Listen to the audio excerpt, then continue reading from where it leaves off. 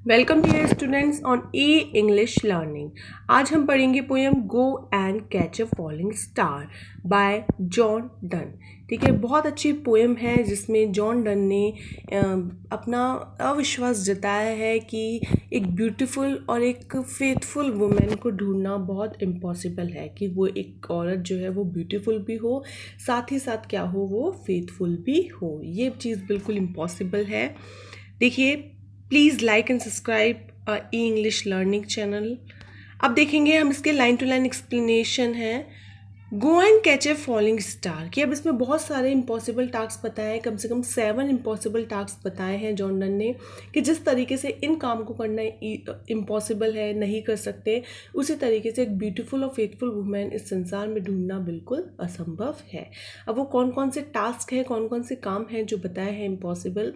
Go and catch a falling star, कि जाओ और पकड़ो टूटते हुए तारे को, कि जिस तरीके से क्या है, टूटता हुआ तारा है, उसकी स्पीड बहुत तेज़ होती है, उसको नहीं पकड़ा जा सकता, उसी तरीके से एक ब्यूटीफुल और फेथफुल वुमेन को ढूंढा नहीं जा सकता।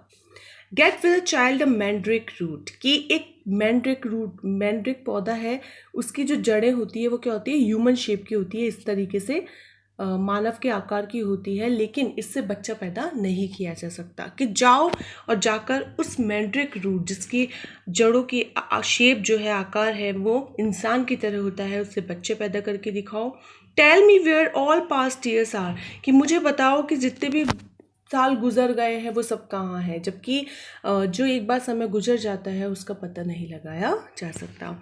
और हु क्लेव्स द डेविल्स फूट, या फिर मुझे बताओ कि जो डेविल फूट है, देखिए ग्रीक माइथोलॉजी में माना जाता है कि जो राक्षस होते हैं उसके पैर क्या होते हैं, बीच में से चिरे हुए होते हैं। ठीक है, तो किसने उन दैत्यों के जो पैर थे उनको चीरा था, मुझे उसका नाम बताओ, क्योंकि अभी तक ये बिल्कुल मिस्ट्री है किसने चीरा। Teach me to hear mermaid singing, कि मुझे बताओ कि जो मरमेड है, जो जलपरियां हैं, वो क्या गाती है, कभी सुना हो तो तुमने मुझे बताओ। क्योंकि मरमेड क्या होता है, मरमेड होती है जलपरियां, जलपरियां जिनकी फिश की तरह क्या होती है, ऊपर तो ह्यूमन बॉडी होती है गर्ल्स, और नीचे जो होती है वो क्या होता है, इसका फिश का आकार होता है, फिश की शेप होती है।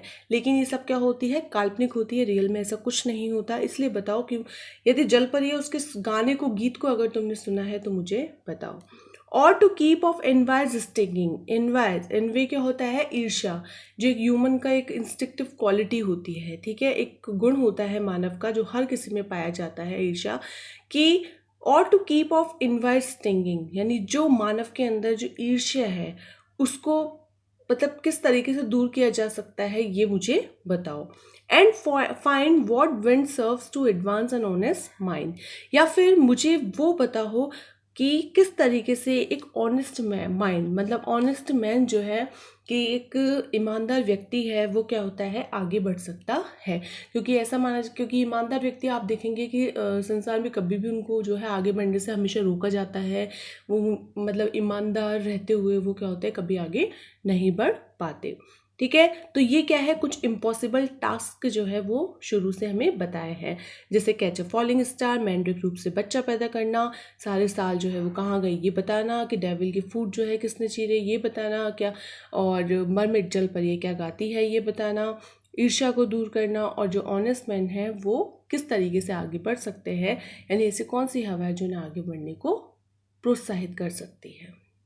और इसी देखिए, इसी इम्पॉसिबल टास्क को आगे बढ़ाते हुए क्या लिखा है, देखिए।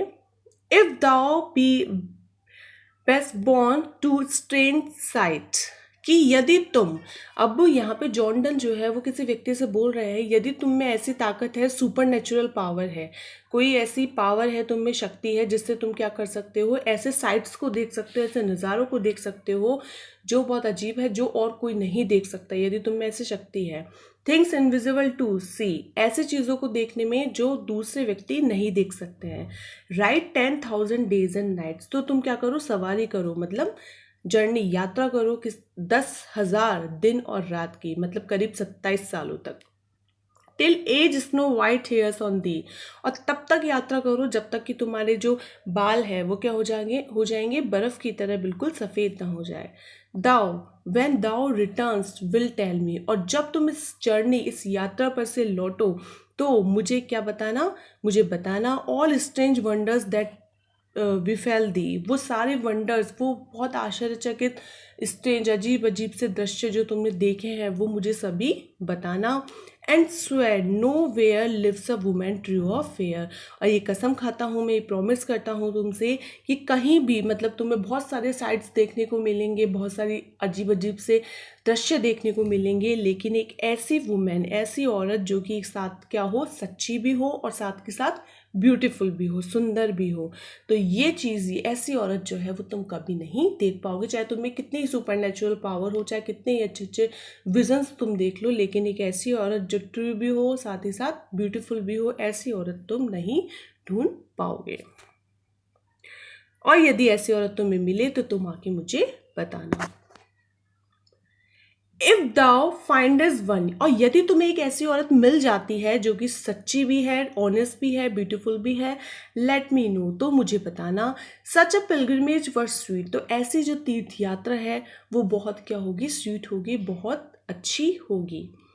Yet do not, I would not go, though at next door be might meet, कि यदि मुझे क्या हो जाती है, यदि ऐसी औरत यदि मेरे नेक्स्ट डोर पे मतलब मेरे पास ही में रहती है, यदि मुझे पता है कि ऐसी औरत बिल्कुल ट्रू भी है, ब्यूटीफुल भी, यदि वो मेरे पास में है, कोई मुझे आके बता दे, या do not I would not गो, तो मैं तब भी क्या करूँगा, उस औरत के पास नहीं जाऊँगा।